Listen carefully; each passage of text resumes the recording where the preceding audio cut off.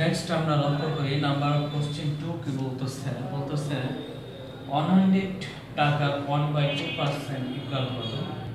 Option A বলতেছে 50 টাকা and option B বলতেছে 0.50 টাকা। So which is the correct answer? Option A or option B?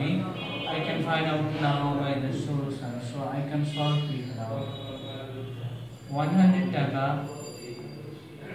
অর্থাৎ into 1/2% percent অর্থাৎ 1/2 100 টাকা লিখতে পারি।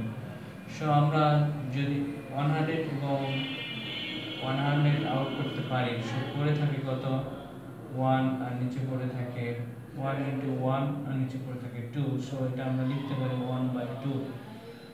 সো এটাকে যদি আমরা ভাগ করতে চাই, সব ভাগ যাচ্ছে না, আমরা দশমিক নেব, দশমিকের জন্য 0 নেব এবং 5 নিতে পারি।